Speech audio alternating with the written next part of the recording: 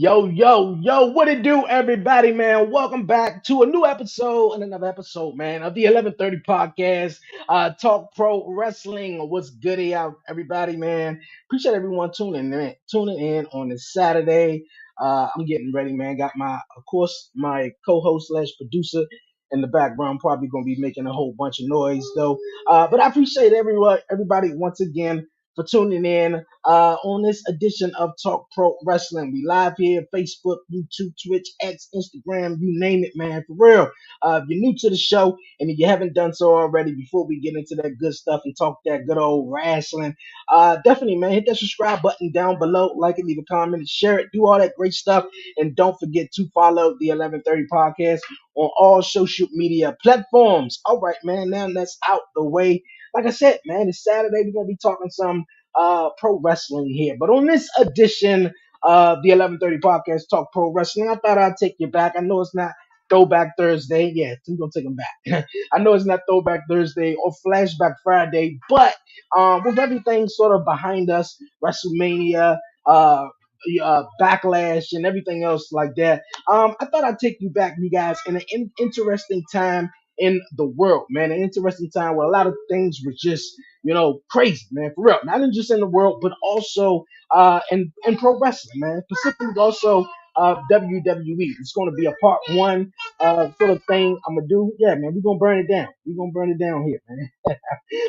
But yeah, you guys, man, I'm talking about, we're going to be talking some of the greatest moments in the WWE Thunderdome era, man. Back in 2020, sort of 2021, man, it was some really new moments. Obviously the biggest moment, Roman Reigns returning and launching his 1,300-day reign as undisputed champion and so much more. But you guys, man, once again, appreciate everyone tuning in.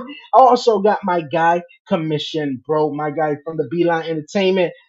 Definitely make sure you subscribe. My guy, Brian B, man, what's going on with you, bro? What up, yo? What up? What up? What up? We back at it. Hey, appreciate you, man, for being there. How's everything? Going good, man. Starting to feel like a regular on here now. Saturdays I usually ain't doing too much, and definitely this week I was able to. I was able to. I actually missed the commission and I missed STR as well. So I've been itching to talk some wrestling, man. Hey, man, that's cool. That's cool. I hope everything was good, man. We definitely missed you, though. Me and Warren definitely chopped it up on Yeah, you some guys had a good show. wrestling I and stuff. saw a Blackheart came in there, held it down, and yeah, it was a good show. I was Yeah. watching y'all. Hey, man, yeah, definitely. Always a vibe on commission talk. But yeah, man, last week we was talking backlash, and this week we talking some sort of greater moments, man, in WWE Thunderdome era, man. But Yeah. we're gonna the ring and all of that stuff. What's going on? Also, the incident was that transpired this past week with Sky Blue at a AEW event. I don't know if you heard about that, That's a good but conversation right there. Yeah, for real. yeah, definitely. We're gonna be diving into it. But all right, we're gonna start off, man. Like I said, we're gonna be chatting some of the greatest WWE Thunderdome moments, and I know we're gonna take you back in time to sort of 2021. What was your moment, Brian? I don't think we ever sort of got a chance to conversate on it though. When you heard that, look, there ain't gonna be no fans and shit. We gonna be at the performance center, and then after a while, I think it was maybe a week before or that week of SummerSlam, they thought of the WWE Thunderdome. A bunch of Yeah. screens all over the place and everything like that. How was your thoughts on it? And yeah, Yeah, well, remember at the beginning, the beginning, one of the worst things that I ever experienced as like a wrestling fan or any fan of anything, we were watching an empty arena. It was just empty. It was the wrestlers in there. I remember, I'll never forget that, that moment when Triple H came on the screen and he said, "Hey, ladies and gentlemen, welcome to Thursday, Friday Night SmackDown." And they started playing the music and they just turned to the empty arena. And I remember watching it like, yo, is this some Twilight Zone shit? Like, this is crazy, bro. Like, like unheard of. You know what I'm saying? Like, whoever would have thought that would have been a thing. And I remember how weird it was just watching the matches and stuff like that. And I'm like, they had to feel weird in there. They hearing the commentary right there. But I remember like also just kind of thinking like, man, no matter what, we still, they still wrestling. They still getting that shit done. Like I was thinking that as well. So this is an interesting Yeah. time, bro. Interesting Yeah, time. yeah, it was. It was. I know. I remember because I know a lot of people, especially my family members or whatever. They always see me watching wrestling. So when that point of the time, they was like, "This still going on?" Because a lot of stuff stopped for a while. The It basketball, did. football, everything. Yeah. Especially live events, and WWE kept that shit going on. And for it to be no people, and then when they came up with the screens, did you have a chance to get in the Thunderdome I or did. experience Yeah. that?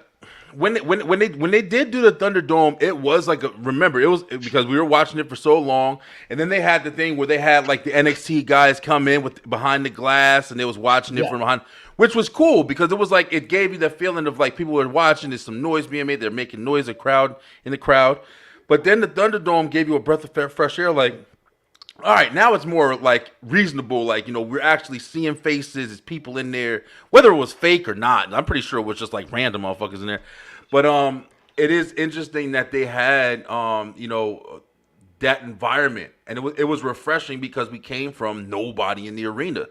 So the Thunderdome was pretty cool, man. It was a good thing. We needed it for sure. I think because that empty arena shit was just not. It wasn't doing it for me. I'm sorry, yo. yeah, it wasn't. It It was wasn't doing hard it to for me. watch it. It was really hard to watch it for a long period of time. With no fans, it's quiet, and yeah, Yeah. some of the guys really got into their zone.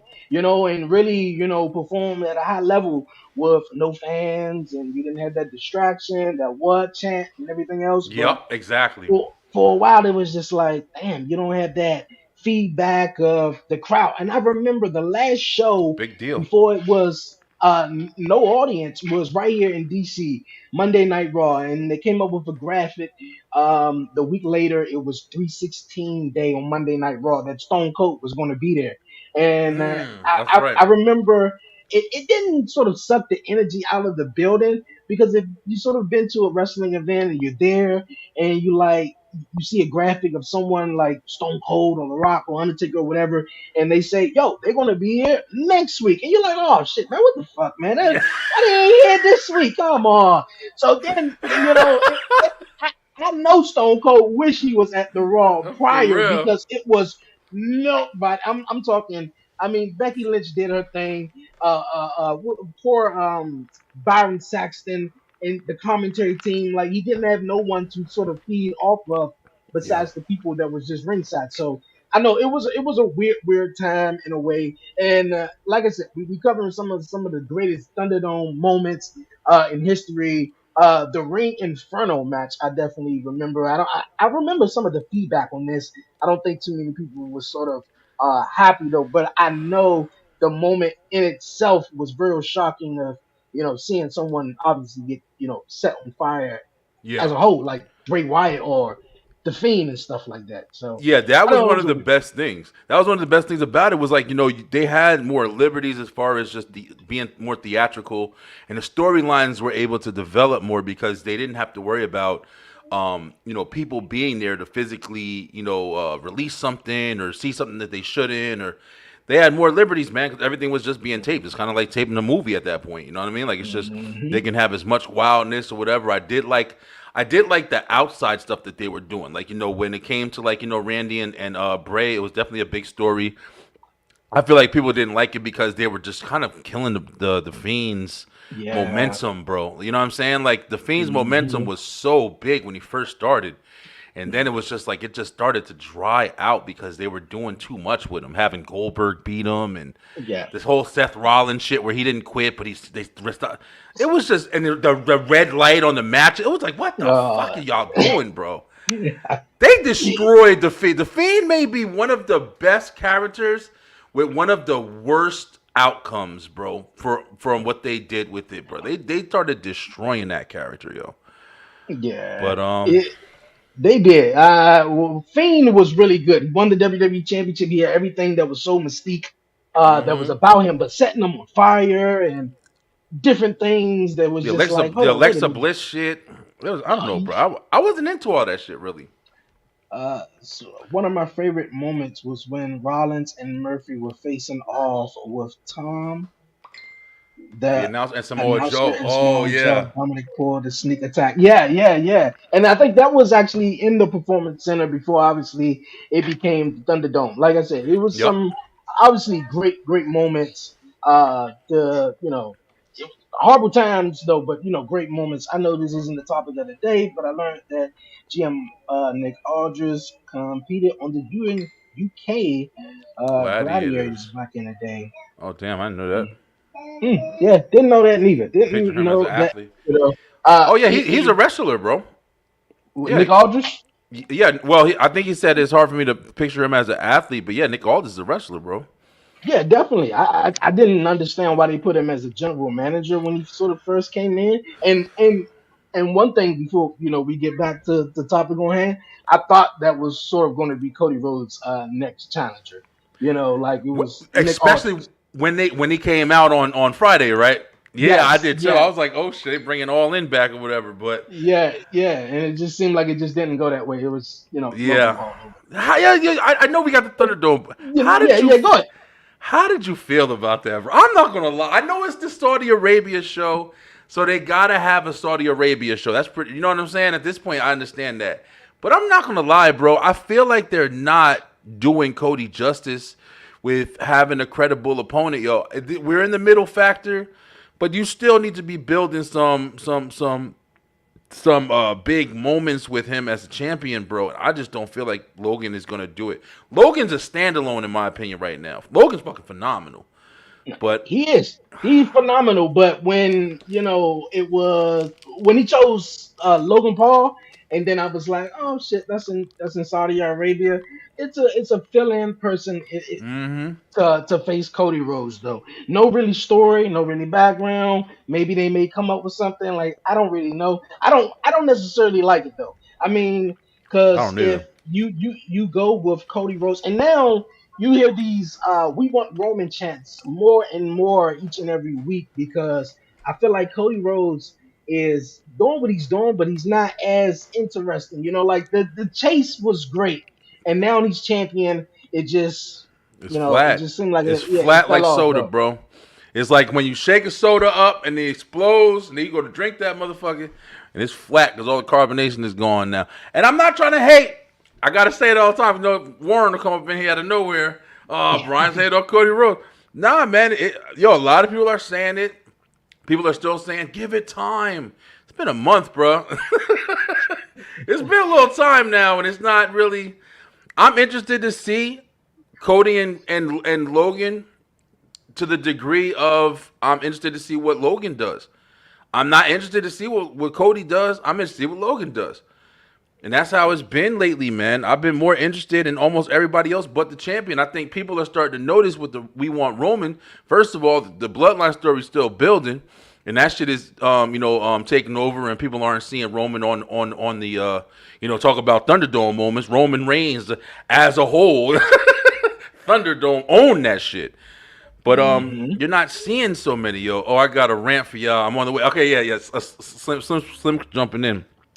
Okay, cool. Logan Paul is not worthy of this title shot. I wouldn't say he's not 100% worthy of it, but he did take on Roman Reigns at the Saudi Arabia event last year, Mm-hmm. where he had that moment with coming off the top rope or whatever like that. So I don't think he needs another title.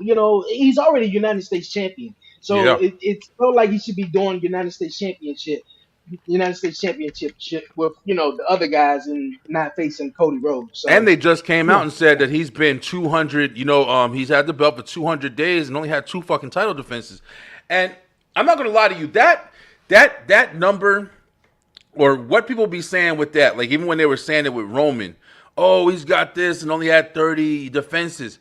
That don't mean shit, yo. I hope people really do understand. Like, you're not supposed to have the title and just defend it every single fucking day. Like, that's not how it works, bro. You're supposed to be a spectacle. Like, you're supposed to. That's the champion. These other motherfuckers is fighting their hardest to get to the champion, and then once you get to the champion, then you have that big payoff. And that's why it's a payoff. If you saw Roman Reigns fighting every day, same thing with Brock Lesnar. Brock Lesnar took some liberties with that shit though, because that motherfucker took the belt and just left for like a year. Bullshit, man. Yeah, man. He But got the belt, and you ain't never seen his ass after that. I personally think they're doing good with Logan Paul's run with the U.S. Championship because he's a heel. First off, he's very unlikable. but he's also really good, so it makes you not like him even more because you want to see him be bad because you hate the fact that you don't like him or whatever. I'm saying it right, but then it's like he's so good. You know, he's good on the mic, he's good Mhm. in the ring, he talks his shit and he backs it up. So it's like you can't hate him, but you hate him and shit. So that's why I like Logan, bro. I think he's fucking perfect. In my opinion, Logan Paul might be one of the best heels in the fucking business right now, just with the whole caliber. Having the prime, having the fucking the company sponsor his shit that he's making money on. I think Logan Paul is one of the top heels in wrestling right now, altogether, not just WWE. Don't tell me Christian Cage. Don't tell me none of them fucking people. Don't play with me. Don't you better not tell me no Luke Perry or whatever, Jake Perry. Don't play with me. Logan Paul got early Miz vibes and shit. Like when Miz was IC champion with the Miz Taraj. I'm getting Yeah. I'm getting a lot from Logan Paul right now, bro. Yeah, I'm getting it. He good on the mic. He can make you, he can soak you into what he's saying and everything. For He's an real. awesome heel, and like, come on, like, it's not too much bad that you can say Dude is good, about, man. excuse me, about Logan Paul. But I just feel like with this chance, and I think it could be someone else who could face Cody Rhodes and give us a nice bigger story. But Who would yet, who would you it have? can Who would you have, Dre? If you had to see. pick And a perfect I would story, I would have chose Nick Aldris. Like the way it was set up, though, I feel like because I don't know the deal with Nick Aldris. I think I said this on Commission Talk. I don't know what the deal with him. If he retired, he can't wrestle or whatever. I just know WWE made him the GM. But mm-hmm. when he brought out Cody and he was like, "Yo, man, your next challenger is this," and Cody looked at the Trump, I was like, "Is Nick Aldris about to attack them, from behind or whatever?" And like besides obviously, Randy Orton, he's like the biggest, choice. And I think I would have probably started that That's a probably big at one. SummerSlam. Yeah, Yeah, big one. But for the Saudi Arabia event, maybe something, next to, AJ Styles, you coming off of that huge match. And I'm not saying Logan Paul is not going to live up to it. It's going to be a great match, a phenomenal. They're going to do their thing. But, I would have chose something that no one would have thought of in a way. And I was just thinking outside of the box with Nick Aldris. yeah, no, and I like that too. Even though it is a Saudi Arabia show, I think Nick Aldis, even if he would have introduced something like because I do think that he is going to be on some heel shit, and it's going to be really good when they do get to that kind of level with him. But WWE used to have a rule: champs had to uh, defendants, damn, every 30 days, but it went out the window with like Lesnar and Roman without bloodline interference. For that reason, I respect Cody defending more often. Cody defending more often. He just got it. He only defended it one time.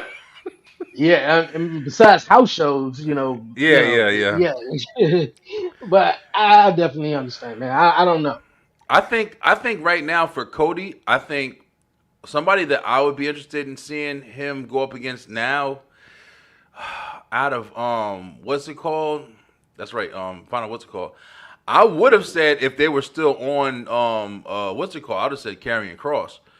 And I just want to see something like new or whatever. I know AJ Styles was called, but that was no build, really. If they had a good match, I mean whatever, but it wasn't no build. I mean, I would like a Karrion Cross build. Logan Paul's not bad, but like you said, I feel like he could have did more because he already has a championship. But I would like somebody like that. Even a Bobby Lashley, man. Even though he just got like injured or whatever, I guess. But like a Bobby Lashley or I don't know, man. I just feel like there's people out there who could benefit more. But it is Saudi Arabia, so they got to make it more of a spectacle and shit. Oh, okay. I definitely dig it, man. Definitely dig it. All right, we're gonna get right back into that, and also wait for Slim because he said he definitely got a rant coming for us, man. Oh yeah. Another, sort of WWE greatest Thunderdome moments though. Now looking back at it, you're just like, yeah, it was sort of another WWE legends son or daughter in a way, making their debut and uh. For, and I'm talking about Dominic Mysterio. Mm. Dominic Mysterio made his debut 2020 at SummerSlam. I think it was 2020 or 2021. And a lot of people, was just like, "Oh man, he's green. They need to send him down to NXT, and he's just here for Rey Mysterio because he's us. He's that's the father of that's the son of Rey Rey Mysterio and Mysterio. stuff." But his debut match, he took on Seth Rollins, knocked it out of the park. Now looking back, now fast forward 4.5 years or so later, Dominic Mysterio is one of the hottest superstars on the WWE roster on Monday Night Raw with the Judgment Day. What you think of Dominic Mysterio progression and his future in WWE? Yeah, I'm one of the ones who when I first saw him, and just also knowing it's the beginning or whatever, I couldn't stand the Rey Mysterio and Dominic tag team. I couldn't stand that shit. It was Oh, corny you to me. couldn't? I think I was the Nah, only one who liked it though because it I was didn't like a like that father and shit. son duo though. Yeah, it was cool for what it was. Like, I definitely understand. Like, there's not, never happened really before or whatever. But it was just like, it was kind of like that feeling. Like, Dom, you there because you Ray's son. You were kind of corny in the ring, but you didn't have he didn't have a chance to get established in front of a live crowd. And like you said, like he didn't really he didn't go to NXT, and Hmm. stuff like that. But the best thing that happened in Dom, yeah, they did put him in there with some big names, man. They put him in there even with Brock Lesnar for a little bit, where he tossed his ass about in the Oh Thunderdome. wow. Remember that? That was something else. Yeah, I do. I Um, do. but it definitely was like they set stuff up for Dom to where when they got to the point where he flipped on his dad, the storytelling Mm. of him flipping on his dad was done so well that they built the heat because it wasn't fast, it was very drawn out. And Rey Mysterio not attacking him going to his house on Thanksgiving, and Oh boy. they told the fucking him going to jail. They told the story so well, and like you said, bro, he's not established because he's Dominic Mysterio's son. He's established because his fucking character had layers, and it was crazy. And then on top of that, he started pulling out fucking great matches. On Yeah, top of that, and not even to mention the whole Rhea Ripley stuff. I think Rhea Ripley was a bonus to add to him, because he get definitely. massive heat. Everybody hated it. It was like, oh, poor Rey Mysterio. Nah, go ahead, blah blah blah. But then when he sort of joined the Judgment Day and got on his own and stuff, I think that's when people really start, noticing That's that heel Mysterio. shit. And we talk about it all the time about like, the importance of managers and stuff like that to establish people's importance, man. And that's with that heel shit. Rhea taking him in, and this is mommy, and him hiding behind her and shit. Is making the crowd so invested. Like, get that motherfucker. The same thing we talking about Logan Paul, but Logan Paul has enough heat from outside shit and stuff like that that he kind of bought in as he came into the ring. Like, he came in with that heat already, so he didn't have to establish it as much because he was already kind of established. But it's like he drove off of that, and that's why Logan Paul isn't one of them ones who don't need extra shit. Like, he needs a manager, even though he comes in with his sidekicks and stuff like that. Logan Paul got it, bro. I'm telling y'all right now, Logan Paul fucking got it. But Dom is the same way. Dom's development was very well done, and still going. Like, he don't even got Rhea around right now. I'm interested to see. Nah, he got live though. Yeah, now with the live shit, right? But yo, I know. are you interested to see from Dom's development? Yeah, he's a heel, One and he can be hundred a heel percent. for a while. But 100%. when he's not a heel, I'm interested to see what they gonna do with him, yo. You know what? I never thought about even seeing Dom not a heel at the Yeah, moment he ain't because gonna be he's a heel just forever. yeah, of course he ain't gonna be a heel forever, but he's so over and like you Yeah, said, it's so much as a heel and so much layers to the Dominic Mysterio character. And how you mentioned every single what was it Thanksgiving, whether it was Christmas, New Year's, Valentine's Day, he made it his duty to sort of and put it sold his back in dad. his and saw his dad. Yeah, there you go. Yeah, I was trying to find the words. He made Yeah, it his duty. So I feel like, man, with him, even with the Liv Morgan thing, I feel like it's definitely just gonna put him to the moon. He's gonna be one of those guys in about 5 to 10 years in a way where everyone I feel like, and I don't even maybe not even that later, maybe even sooner, where a yeah. lot of fans are gonna really, really, really appreciate Dominic Mysterio. Yeah, I hope so. And say it talking about Liv Morgan, man. I'm not gonna lie to you. Like, Liv is one of those ones where she's coming up. She definitely has what it takes, I think, but she still got some shit to do before I think she's established And I really think that Dominic's gonna, if they play this story right, I think Dom is gonna help establish her even more than what Hmm. we might even be thinking, because she's definitely good. You know, the also the similarity that we're talking about with this topic that, like, I just want to address real quick, the fact that all these people that we're pretty much talking about, they didn't start getting established until they started doing heel shit. Until they started doing heel work. I don't give a fuck what nobody says, man. Like, we talk about it all the time. Everybody can't be a heel. You need baby faces. But you get established as a heel, man. It's just how it Hmm. fucking works. Yeah, It's it's like how you it run works. your courses as a baby face, and people see you do your thing for so long, and then when in the switch of a dime, you go to the heel side. It's like it's more interesting. It People is. pay attention more to to you as a heel. And speaking of guys who sort of revamped his career as a heel during this whole Thunderdome era, though, and I think it was sort of throughout the. I got it here. I got it. I love it. You know how I feel about Bobby.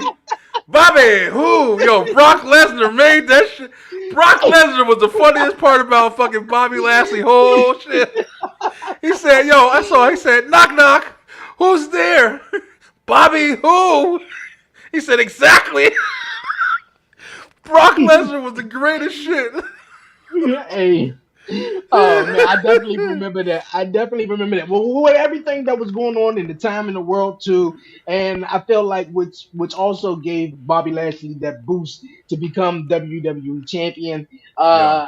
I want to hear your thoughts on it. And did you also feel like that time presented itself because a lot of black people, from Bianca Belair winning the Royal Rumble, Sasha Banks doing her thing, main eventing WrestleMania with Bianca Belair, and you're seeing a lot of black superstars getting their moments, man. Yeah, I mean, you're just like you just said, bro. You're seeing like elevated portion of that, like Mhm. black, Hispanic, like it's definitely like I hope it's not like affirmative action or nothing like that or whatever. I hope it's just people are getting recognized for their talent, and it's like Bobby Lashley, he definitely had I think Bobby Lashley came in at the right time where, like you said, it was the Thunderdome. He's a big dude. He was also a veteran in the company already. He wasn't brand new to the company. It was a place for him. Now, what I will say with Bobby Lashley is the Hurt Business. Now, that shit right there, that was a faction before we started getting back into factions. And it really took off, and it fell flatter, than it was supposed to, way before it should have, in my opinion, and a lot of people's opinions. They broke them up too soon. Too fast. They indicated cracks in the faction immediately. It was like they first started teasing with Cedric and Bobby or whatever, and then they started teasing with Shelton and Cedric, and it was immediately like, and you saw they were going over. They had the suits on. It was four of them. It wasn't even a 3-man faction. It was four of them plus MVP. No, with MVP, and it was Hmm. just like it was a dominant faction, bro, of black dudes. It wasn't no nation of domination or anything like that. It was dudes in suits geared up, ready to rock. But they didn't take the storyline seriously, man. But No. I feel like that would have been. I feel like if they would have did more with the damn, why can't I say it? The Hurt Business. I feel like they would have been now kind of like on the level of what Judgment Day, if not more. You Going think they having get? it. Go You ahead. think we could see a? You think we could see a Hurt Business 2.0 in a way? We got Carmelo Hayes. Not We no got more. not no Not no more. more. Why not? Fuck no. Because yo, look at what they did with Street Profits and Bobby and them. That shit is, bro. You can't fuck up something great, have something great, and then you sit there and start hitting all the hints that they were doing with the Street Profits and Bobby Lashley. Even when what's your name, B Fab came in, and you sitting there like, all right, man, maybe they're about to start reinventing her business, and then they don't do it, and then they call themselves the Pride. We call him the Pride more than they call him the Pride and shit. And it's not taken seriously. And now he's injured again. What are you going to do? Redo it again? Like, 3 strikes you out, bro. Like, it's just to the point where I think if they're going to do anything now, I don't think Bobby Lashley should have any part of it. I think that Carmelo Hayes is a perfect front runner for a faction. Or, like I've been fucking saying, Montez Ford, yo. Montez Ford has proven himself, and I'm gonna say this shit until it happens, because this guy is gold in his business, yo. When he breaks out and finally gets out, I promise you, yo, he better have a fucking manager. It don't even gotta be Bianca. He better have a manager, and he better have a woman manager, and let him come out and be the hottest shit that ever hit the street. You know what I'm saying? I've Okay. been telling y'all. Like, you know what I'm saying? Just the elevation can be incredible. And then him and Carmelo Hayes and so many fucking talents, bro. Him as a heel going up against Cody taking his shit. Come on, man. Give me Look some here. fucking wrestling, bro. I'm with Let's you. go. I'm definitely with you though. But we're gonna get into something that's very similar to that. I think wrestling fans has been fickle in a way, but they've been an uproar for Pacific Superstar. And before we get to that, another great, which I'm going to get to right after that, another great moment in the Thunderdome, which I believe is one of my favorite moments of all time in the Thunderdome, where Roman Reigns Yes. and Jey Uso in, I believe it was the I Quit match in the Hell in a Cell. I'm talking Yes. about the best opening to a pay per view in a.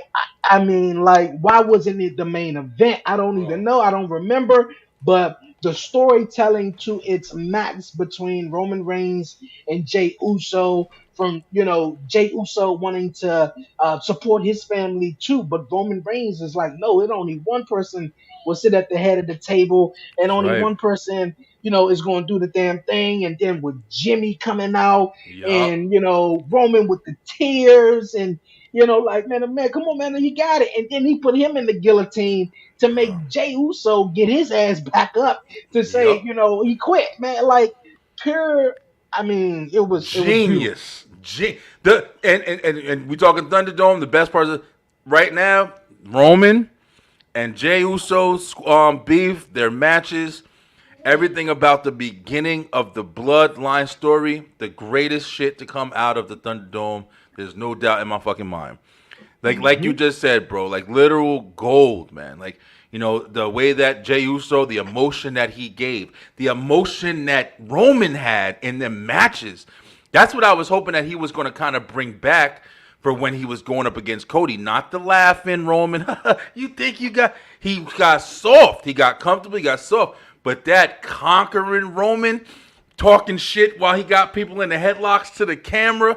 Bro, Roman Reigns was on another level when he came back with Paul Heyman, bro. And it's just like, the reactions that happened weren't available because there was no crowd, but just us sitting home watching the emotion that was invested, that they were just feeding off each other. It wasn't even like they were feeding off the audience and shit. So it's Hmm. just crazy that, that story was definitely in my book. The bloodline shit, bro. All the way back to the Thunderdome times. The bloodline story has been killing this industry for fucking ever, yo. Forever, literally. Excuse me, forever Forever. though. It was literally that was like my greatest moment, man, of Thunderdome history, when it was around though. But Jey Uso now, right now, is doing his thing, and I believe you was talking about Montez Ford, just Montez Ford breaking Yes. out, being a singles competitor. And it was sort of an uproar in a way on social media this past week with Jey Uso. He's like main event Jey Uso, and he haven't really been in a main events. And every championship or match sort of they have with Jey Uso, he sort of lose, whether it's the Yup. World Heavyweight Championship, the WWE Championship, the Intercontinental Championship matchup. Besides the tag team titles that he won with Cody Rhodes, what have main event Jey Uso have done? Now, will it be a complete bust if they just put Jey Uso back in the tag team and just, go back with his brother before winning a singles championship to sort of solidify the singles run that he's on? I got a question for you, Jay. Okay. Dre, on that topic right there. I got a question for you. If he does win a singles title, what is he going to do with Uh-huh. it? Hmm. If he wins the Intercontinental Championship, if he wins the United States Championship, and right now, just seeing his character, just seeing everything that they got going on, if he goes over anybody, same shit with Cody Rhodes that we was talking about when we was over there talking about Cody and him winning on Roman. What is he going to do with it? What's next for him? Is he going to be a long title holder? Is he going to be a Nah, what's it called? Or is he going to be? Is this going to give? He finally. Maybe this is the story. Maybe this is the story. He's been losing everything. They've had a lot of interferences, had a lot of things, but now he finally builds his way up. He's amazing. He's dominant. Why is he dominant? Because his entrance, everything about his aura, his energy, his presence is fucking phenomenal. And that France crowd, Jey Uso should thank that France crowd for getting him over elevations higher than what the fuck he already was. But check it out. I see them taking not Roman, fucking Jay, and finally giving him, because he ain't winning King of the Ring, finally giving him a match or a title that'll establish him, and that's where the bloodline's going to come back in and cause him to lose that shit. That's what I see happening, because they are kind of telling a story with his losses, and they're actually, kind of, they did speak on that shit too. Like, so whenever they bring it to into presence and they talk about it, I feel like they have a setup reason for it. So I don't know, man. I don't see him ever being, a champion for 6 months, 8 months, or even long. But I just feel like with all the momentum that he has, and obviously he's on a single run. Like, I Mm-hmm. mean, so if you're in a tag team and they put you on this singles run, it's obviously because either they have a lot of faith in you, they see you winning singles gold, or etc. But for Jey Uso to maybe never win, I guess singles gold, I mean, I'll be okay with it. I mean, I'm not going to, Yeah. die about it, but I think it would be, cool. I don't really, like I said, what would he do with it? I mean, go around and defending championships, and obviously, I see the bloodline definitely costing him the victory. I'm not saying it would never happen, but I feel like main event Jey Uso is fine though. But the Yeah, crowd was that just in an uproar. that's always been my point Mm, with the main event Jey Uso thing too, bro. Because we all know he's still attached to that shit somehow, and there's so much still going on with it that you have to look at him and reasonably say like, all right, Jay, but when you gonna go help your brother? Like, all right, Jay, when you gonna go help Roman and them? You know what I'm saying? So I feel like for me, I feel like he's on a time limit, yo. It's like we know you're gonna be established to this other big ass story that's going on in some way at some point. You're not gonna just be main event Jey Uso by yourself forever. Like you're not. You're going back to the Usos. Like we know that. And that's why I think, even with all this, the current success and everything, I feel like it's still that understanding is still had by me and shit. And I think a lot of people too. But he mm. is great. He's great, bro. He's fucking amazing, bro. Okay, okay, shit. Why we had it on Jay Uso though? Solo Sokoa talking about our title though. Our title. I think, and then he also said he spoke to Roman Reigns, but I feel like he is referring to The Rock as his, tribal chief. So I Mm. think the whole story with that, and Jay Uso is definitely gonna definitely unfold. All right, Hmm. before we get into some other stuff, obviously with the Thunderdome and everything. What was your best cinematic match that WWE put on? We seen the Boneyard and so many other great stuff. The Firefly Funhouse match and Yeah, that's other probably stuff. it for What me. was? Yeah, Firefly Funhouse match with John Cena was probably the best shit for me. I think that was done so well. It was such a well told story with him being in NWO. It was something so different also, because we also got those really corny matches like with Randy Orton and and Bray Wyatt when not before the Thunderdome. And that shit was it was weak. That's why I said like the Thunderdome really introduced more theatrics. You know what I'm saying? Even with like you said, like Mhm. the what's it called match with oh that's right, I forgot Braun had one too. Yeah, Um Braun and Bray. Yeah, that's right, that's right. yeah, the Swamp Um match. that's right, that's right. See, shit was dope, man. Shit was dope. But yeah, I would definitely say the one with him and John Cena was definitely the best, yo. It's told a lot of story. The one with Undertaker was really good with the Good Brothers and AJ and stuff like that. I don't know why I Yeah, feel like if that was somebody different, it would have been a little bit better. But I I mean, don't know. and one match. What did you think about the corporate Money in the Bank ladder match, which I feel like was one of the worst ones of them all, where Otis won the Money in the Bank match, but then had to relinquish his briefcase to the Miz in a Yeah, he way. lost to Miz. Yeah. I've always liked that concept of having the Money in the Bank on the line. I don't think you should always do it, but I do think that if you do have it's an easy story to establish for people to like, hey, put your Money in the Bank briefcase up on the line or whatever, especially if you're holding that shit forever. But yeah, I didn't really care for that. I didn't really watch it either. They threw somebody off. Didn't they throw somebody off like the whole fucking roof or something like Yeah, that? I think it was Baron Corbin. I'm not sure though. Yeah, it was Baron. Yeah, I wasn't really into that one. I don't know. They was trying, man. I'm gonna give them an A for effort and shit. Yeah, definitely. Yeah, A for effort. They did a lot of trying and stuff throughout all of that, man. For real. You send the link to Slim. I think he was trying to Yeah, get the link. I was looking to see if he was there. He didn't. He looked like he got it. Slim, if he got it, when I click, Okay. let's say stream ended. Might have send see if we got another one in there. Okay, okay.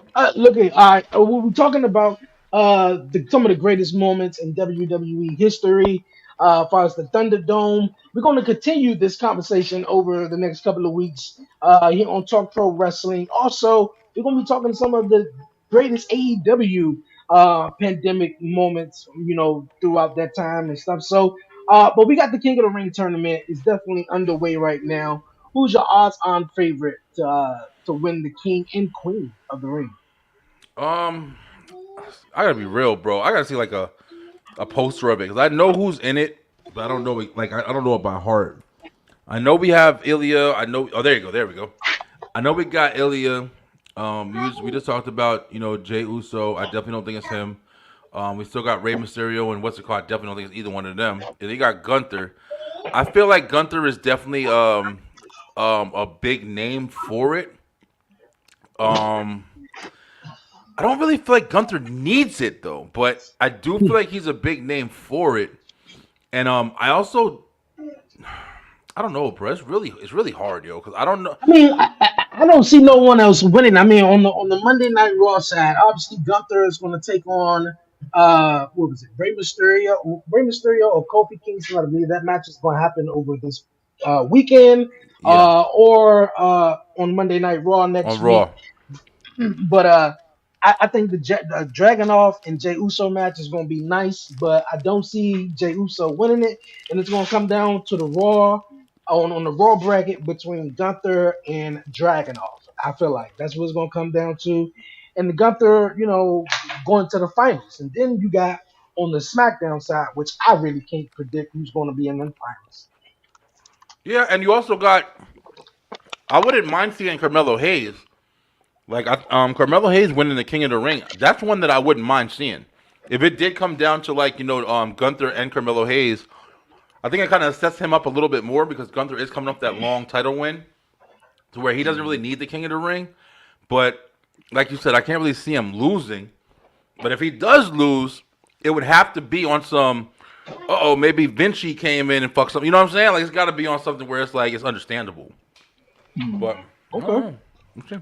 Okay, let's see. But yeah, I got Gunther winning it all the way. Now for the women's side though, I'm not sure. I'm This really not needs to go to sure. Who Shayna. This needs to go to Shayna. Shayna? Yeah, this Hmm. needs to go to Shayna, bro. I think they need to give Shayna the ability to present herself in a different way. I think she could take this and I think she can use this to ride. I think that Shayna should start some kind of Street Fighter chick shit with her, Zoe, and I can't think of, but there's a whole bunch of people that just came off the shit with even Blair Davenport, well, she's on SmackDown, but I think there's some people that can get connected and make Shayna a opposable threat and Hmm. start building it. It definitely isn't going to be Jade. I don't feel like I don't well, see I'm saying it, but I'm like thinking about it because you still need reasons for Bianca to hate her ass. So Yeah, but do you think they're gonna have them two go one on one after just no, winning the tag team titles fuck at no. Backlash? So I feel like Nia Jax is gonna win the whole Queen of the Ring. She's gonna Yeah, somehow beat Jade. Naomi, I mean not Naomi, but Bianca is gonna win against Tiffany Stratton. That match is gonna take place over the weekend, I think tonight at a house show. So it's gonna come down to Bianca and Naomi on the SmackDown side. and whoever is on the Raw side, which I just saw, but no one particularly besides maybe EO, maybe not EO, but Yeah, I you don't think got EO's on. I don't. I think EO's done for a little while. yeah, Lyra Valkyria and Shayna Baszler. You mentioned her as well too, but th- not too many that I can really think of winning it Yeah, because on the Raw side. Oscar's injured. Dakota Kai just caught. She just got taken out. In her match, I forgot who she wrestled. Yo, Naomi. Listen, let me say this real quick, Naomi. Listen, you need to Oh work on your shit! ring gear, yo. You need to work on your ring Oh gear, shit! cause Yeah, I saw that. she's been having that issue with her last, like, at least a couple times that I've been seeing her. Like, she's been having issues trying to hold up her wardrobe and shit. Like, if you come out there and them titties is flopping everywhere, you gotta get them shits under control. But I mean, Yeah, she said her just whole saying, because I wardrobe mean, malfunctioned last night. yeah, but listen, my eyes was glued to the screen. But I'm just saying, like, it was a good match, and I know Naomi's a hell of a performer. It's got to be difficult to be jumping around trying to get the job done, especially against Nia Jax. And you over here, you got to super worry about your boobs popping out. So hopefully she starts getting some ring gear that helps her out a little bit more. But I would have loved to see Naomi, but I don't think it would have really established her in the way that it can right now. I mean, also got to think about Tiffany. Tiffany's definitely she's definitely one that's rising really fast. But I think you said it, Dre. I think Tiffany's headed straight for that Money in the Bank. I think that Money in the Bank contract is hers. Yeah, I see that winning. I can see her winning that all the way. I don't definitely not too many big people won Money in the Bank. So Big Show didn't win it. I don't see Nia Jax climbing up a ladder to win the briefcase. I can see her Mm. winning this Queen of the Ring and going around talking about how she's the queen and shit like that. She'll get a championship opportunity, but Yeah. I got it with her. Uh oh.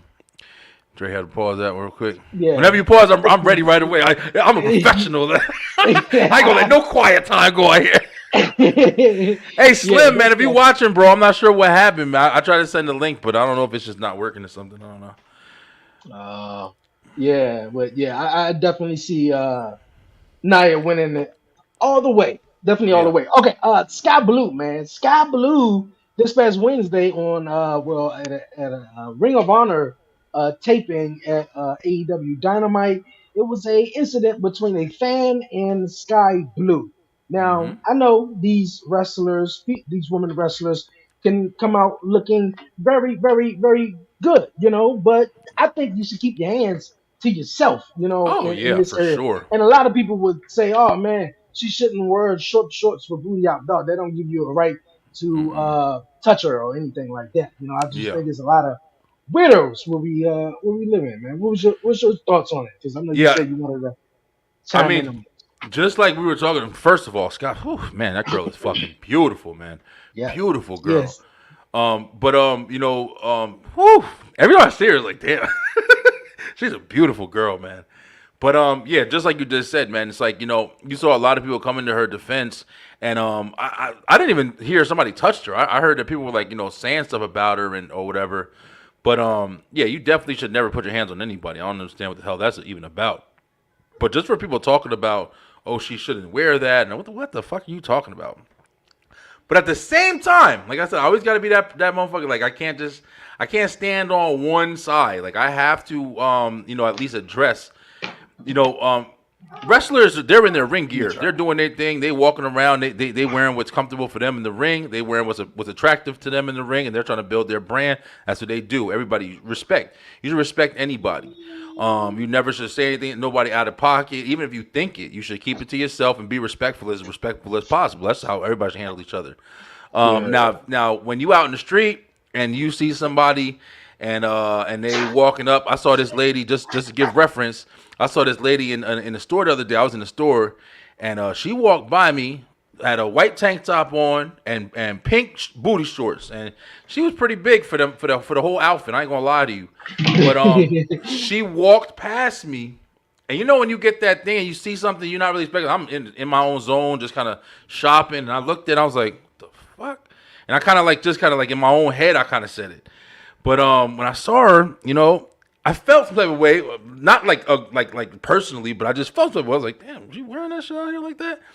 So it is judgment that kind of gets made, but it's not my business. You know what I'm saying? But it's my choice to, or it's my decision to have my own thoughts and shit. So it's like with Sky Blue, you watching wrestling, you seeing her in the nice booty shorts and stuff like that. If you go and sit there and try to approach her, oh, no, I'm gonna talk to you like you this because you wearing that, you definitely crossing the line. Like, you're making a decision on your own to say something to a woman or a guy, whoever, wearing whatever they want to wear, their prerogative, their money, doing what they want to do. If you feel some type of way, you think something, you can think that. If you want to share your opinion or something like that, you can always do something respectfully. But if you putting your hands on people, then yeah, you got a fucking problem. That's just your own shit. Don't try to use our reasonable logic to explain your bullshit. Yeah, it But she don't was make dressed like, whoa, that girl is fine. Every time I see yeah. her. Yeah, but I ain't understand. I was because I heard this news and it was like really breaking out things, especially Thursday and yesterday about the incident with the fan, and I think she said, "Fuck off, don't try to be a pervert" or All of something her. like that, or what was said, But yeah, man, I think it's really absurd. Though. All right, there we Yeah. go, there we go, there we go. We got my man Slim in the building, man. There we go, There man. you go. Slim, what's goody? Finally, finally. What up, bro? Had to What's get up, you in. What's man? going on? What's going on? What's going on, brothers? What's going on, man? Feel like I missed Doing like good. 45% of the show already. Yeah, I'm really trying to get you in there. I don't know what happened with the link. Nah, man, Yeah. but I don't mean to interrupt y'all, but Nah, go to ahead. just get this off my chest, I have no problem with Cody and Logan. I think it can be a good match because we all know Logan can hold his own, and Cody is at this point in ring general. It's like it's hard for him to have a bad match. I feel like what we're not talking about is, has the U.S. title been more or less relevant than it has already been? Because here's my thing: he's been champion for what, 200 days? How many title matches have we seen? And 2. not trying to be funny, the U.S. title wasn't already in good standings as it is anyway before he got that championship. Yeah. Now I'm also in the majority to where I figure that this should lead to Logan Paul versus LA Knight at SummerSlam. Hopefully. Yeah, we'll see. But Yeah, hopefully because that's supposed to have been going on for a while, Yeah, man. we thought that at Mania. but that's my thing, man. Like, I feel like honestly, not to discredit any of them, but I feel like the Saudi prince said, "Hey, I want Cody, I want Logan. You make it happen." Like, pretty much, that's what I feel because like it's kind of out of nowhere. Like, Yeah. what has Logan done to even be on Cody's radar? For God's sake, like at least when it was Mello was just a cocky son bitch. He's like, hey, I just want the shot so I can prove who I am, bro. Like, you already know what it is. Logan is just, to me, random Yeah. shit. Yeah, you're right too, bro. And that's what we were talking about too.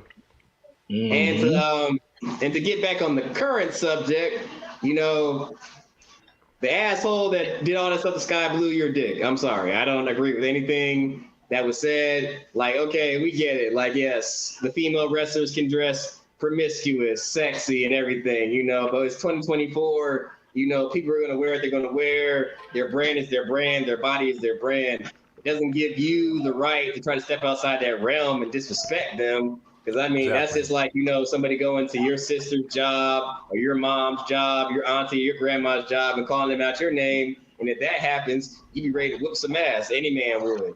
So, I mean, it's all about a respect level. I mean, I get what you're saying, Brian. We see it every day. You could be in the grocery store. So, somebody got some boy shorts on. You'd be like, damn. But, it ain't my place to, speak outside the term. Like, hey, Exactly. cover that up. That's not my call. Yeah, why would I even think to say that shit? Like, you could think it, don't you? Yeah. Yeah.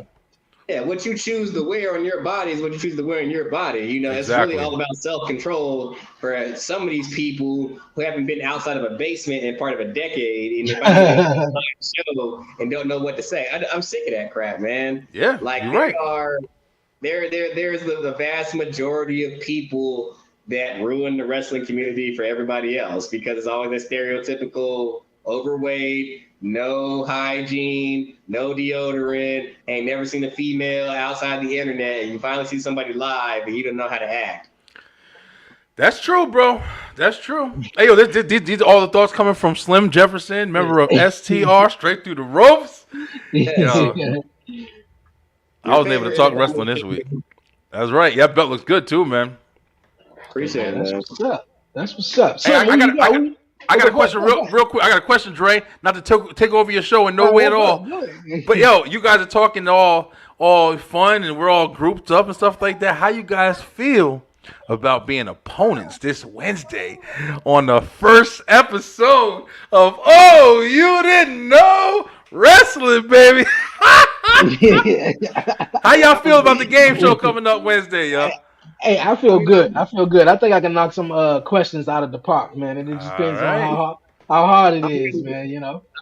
I'm ready, baby. I'm on summer break. You know, my workload's a little lighter now since those Aggies graduated this past Saturday. Shout out to A&T. So I got a little bit more free time. I tell you what's amazing, man. What I did back and watched last night, I went back and watched old Cody Rhodes Bullet Club promos and how fun and exciting those were, from ROH to New Japan. Just how, like, I tell you this, when Cody actually turns heel, it's gonna be something fun to watch in the East. Yes, because everything I agree. On the Indies is amazing. Yeah, I agree firmly to that. And that's probably why I'm so, I know that's there, and it's just like the kissing baby shit. I never liked from any baby face. So, but my bad, Dre. Go ahead, bro. What you gonna No. say? Hey, look, I enjoy it. No, I was about to ask Slim who he think is winning the King of the Ring tournament, or thoughts on the tournament. Oh man. Well, first of all, I think I told B this. I think it's kind of writing on the wall that we're destined for a Ilya Gunther clash on the Raw side, and I think for those few people who haven't seen them fight before, that's going to be a treat. And Dave Meltzer will probably give it an 8-star match, even though he's giving those out like candy nowadays. Yeah. Honestly, man, it could go to a lot of people. I mean, this is almost like a perfect thing to launch Carmelo. You could actually do a lot with this for LA Knight. This could almost beyond solidify Gunther. This could do wonders for Ilya. It's tough, man. It's a tough one. It's hard for me to call, but I think that, I mean, to be real with you, I think a crazy final would be Gunther versus Carmelo Hayes would be a crazy final, in my opinion. Damn, Gunther versus And as Carmelo far as the Hayes. Queen of the Ring, I can see that. I think that's Nia all day. That's what Dre said. I got Nia. Yeah, I see Nia. And like, I haven't seen the bracket because I don't know how far apart Bianca and Jade are in that tournament. So I don't know if they're destined to eventually wrestle or anything like that because I haven't seen the bracket. If they do that, that'll be such a waste, man. If they make them go up against in the bracket of the King of the Ring, I highly doubt they would do that shit. But Yeah, I highly you never doubt know. they'd do that, but they. Oh shit! Does it work? All right, there we go. Take it forever to come up. Yeah, we see it on our site. I don't know if we got a little lag. Oh, okay, there, okay. Dre. But yeah, And honestly, I can't discount Lyra Valkyria. This might be a shooting thing for her as well. Hey, can we talk about that for a minute? About what they're doing with these NXT superstars that get called up, because I think that's part of the problem, yo. They bring in, like, Lyra Valkyria is a perfect example of, you have to announce these people, man. And I'm not trying to take anything away from her, yo. She's obviously a very talented wrestler, but she's not as known. You know what I mean? Like, she doesn't have a lot of story behind her. It's like she's had the championship. She's got a name. Also, I want to say this shit too, because it does mean something. I'm not a fan of the Vince McMahon one name changes and stuff like that. I've never been a fan of that. But some of these people's names, yo, it's harder to remember. It's hard to remember Lyra Valkyria. Like That's the one I could Ilya never get. Dragunov. If you can't remember somebody's name, it's very likely that you're gonna be not remembering them in conversation as much. Because if it's hard for me to say your name, it's hard for me to step. It's harder for me to reference you. So already you kind of got some shit going against you a little bit, in my opinion. In my opinion. But when you come on Raw and you jump in and you save, whoever you save, then you have your match. I feel like she should have to get on the mic, cut a decent promo. I'm live, Rebecca. I'm here, and I've beat Becky Lynch, and I'm the one who's going to become the next champion. I'm the next winner. You should have to establish yourself in at least a promo to begin the people having a reason to look at you. Don't just throw them in the ring and think, oh, you saw them on NXT and you know what it is. Create that establishment, bro, in some way or another, in my opinion, with these guys. I feel you. Because for the people who don't actually watch NXT, how am I supposed to know who this is? Exactly. And if I don't even know what a takeover is, how am I supposed to, understand who this person is? Exactly. Calling up. Also, I think it also depends on the talent. I think that's why they do those preliminary, preliminary call ups. And we got a special guest appearance by NXT's Carmelo Hayes. We were introducing Melo on the main roster before he officially got put on the main roster. You know what I mean? Yeah. So I feel like that formula works, but I do agree with you. You have to be able to build your character up to the point to where you have to get noticed by those people who just watch Raw and SmackDown. Very true, man. We all know NXT's for the younger generation right now. Outside of the hardcore wrestling fans like we are. But it's just how it is.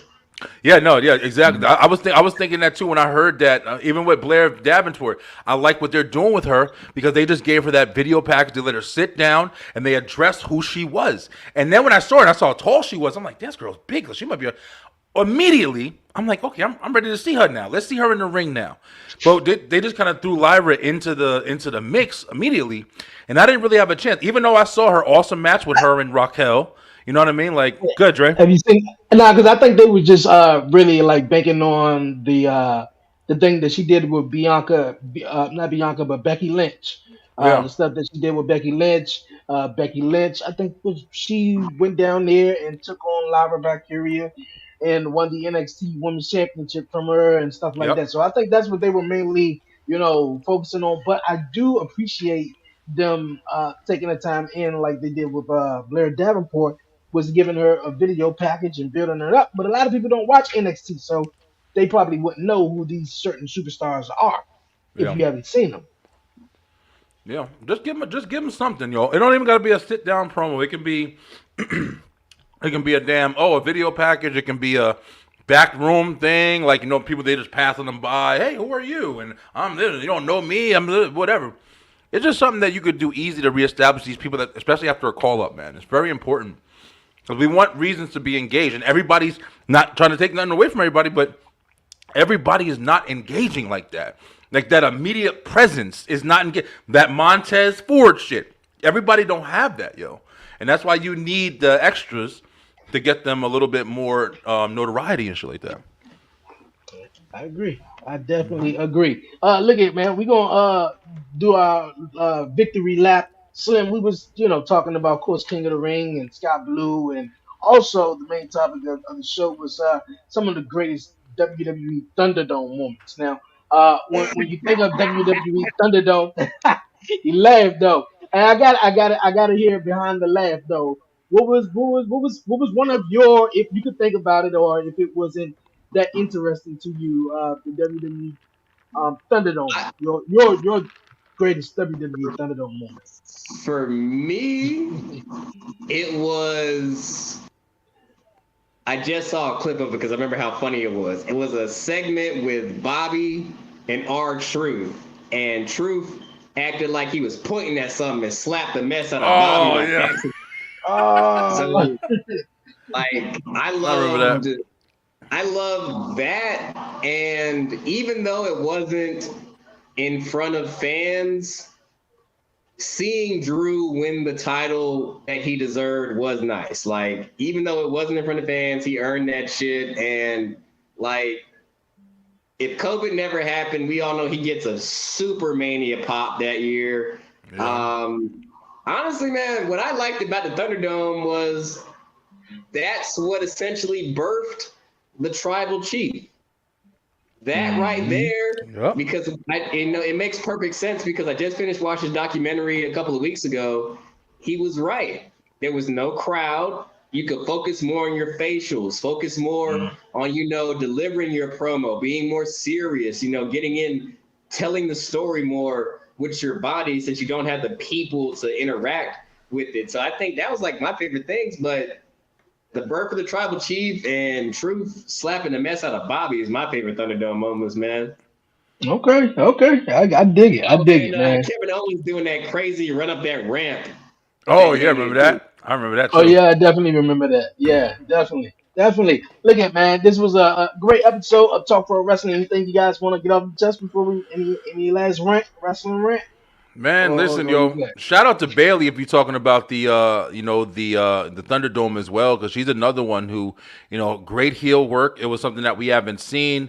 Heel Bailey. Bailey was always the fan, and she was always one of the favorites of all the people. But heel Bailey came out and really, she really took off. Her and Sasha, in the Thunderdome age, she held the championship for a long time, and she brought a lot of relevancy to the women's division within Yep. that time. There's no doubt about it. So shout out to Bailey in that time, yo. Quick note for anybody who's looking for a show tonight: New Japan Strong presents Resurgence. It's gonna be some good matches on that card, and one of my favorites I think will be Mustafa Ali putting the X Division title on the line against Leo Rush. Oh It's gonna be wow. pretty good. And John Moxley versus Shoto Umino for the IWGP Heavyweight title. And like I told Brian, something unique that's happening. Bullet Club War Dogs, that's run by Finley, the young gun in that group, Gabriel Kidd, is going to challenge for Noah's heavyweight championship, which is kind of unheard of because you don't really have many Gaijin wrestling for Noah right now. And even though I was very critical of him, this little incarnation of Bullet Club is very interesting to watch. Since David Finley's taken over as he's global heavyweight champion. So, shout out to David Finley, keeping Bullet Club alive and relevant. Phenomenal wrestler. He's a Um, beast in the ring, man. oh yeah, man. Whenever he gets over that overseas bug and finally comes home, I think he'll do good in the E. I'm pretty sure Finley can, open up a door for him. Oh In the yeah. horn. But Yeah, Yeah, for sure. nah, man, that's it, man.